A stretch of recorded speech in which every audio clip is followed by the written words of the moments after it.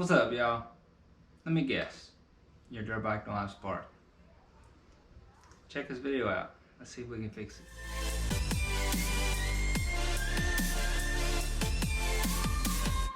Alright, y'all, a little backstory on this bike. I picked it up off of a guy here locally.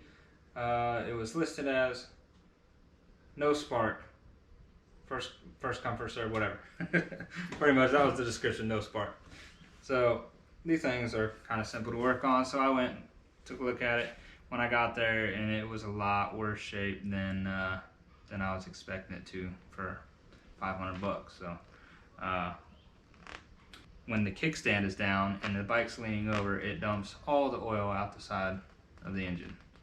So I looked in his garage and there's just this huge puddle of oil all over his garage. So that was an issue.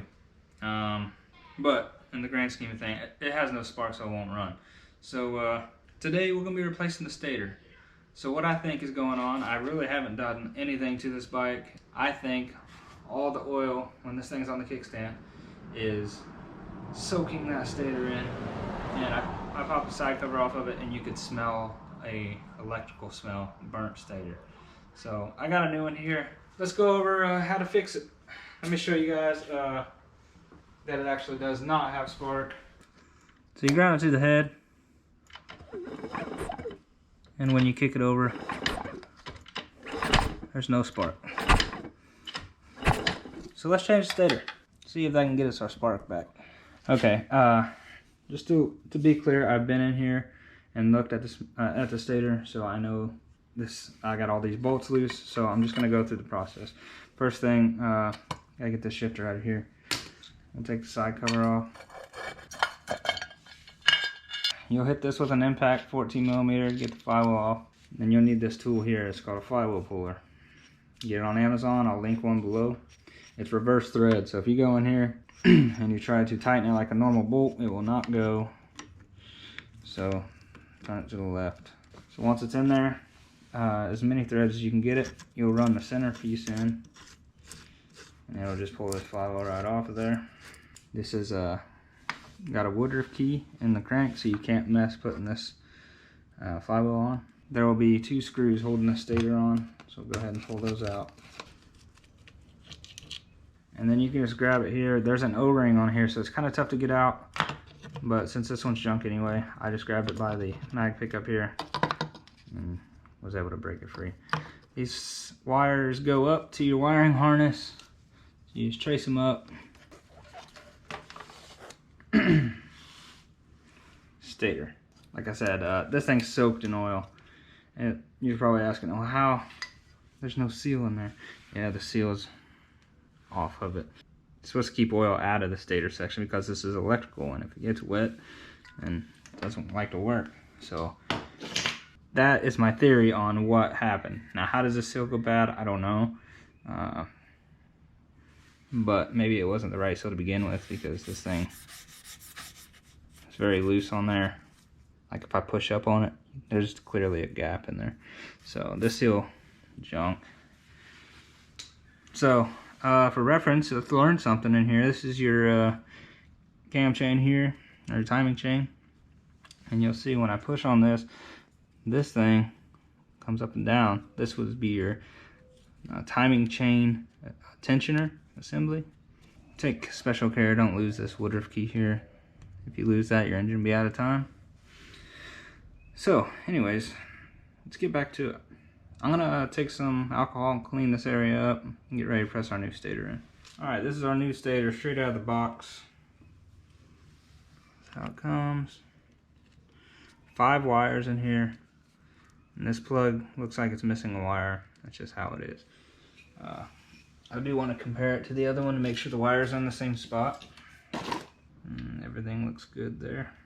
Alright, so pretty much this thing's plug and play. I want this thing to go on as smooth as possible without catching the seal, catching on this woodruff key.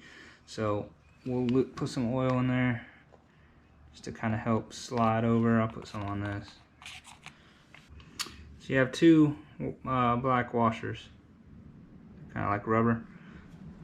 They just sit in there in the bolt holes, where the bolt holes go. So just slide this over.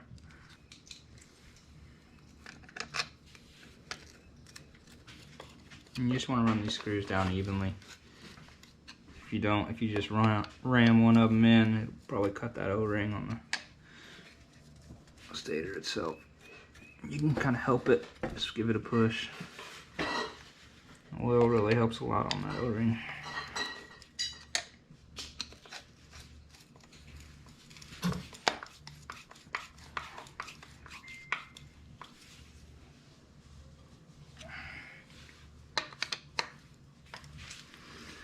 I did have to use an impact screwdriver to get these screws out, so definitely a must with these because these things get tight. Next you have this piece on your wiring here. That's just going to hold your wires. Try to clean this because this thing is soaked in oil. Try to clean this up a little bit.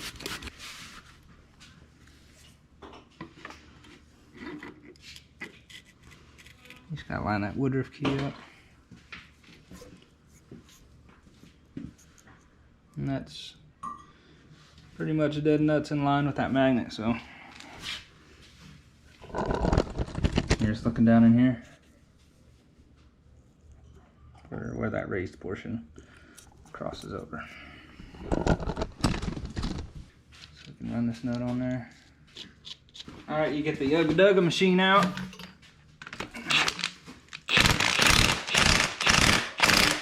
Give us some Ugga Duggas there. Now we can go over the other side and see if that fixed our problem. Oh, would you look at that? We got spark. Let's go. Now that we know our problem's fixed, we'll go ahead and slap this thing back together.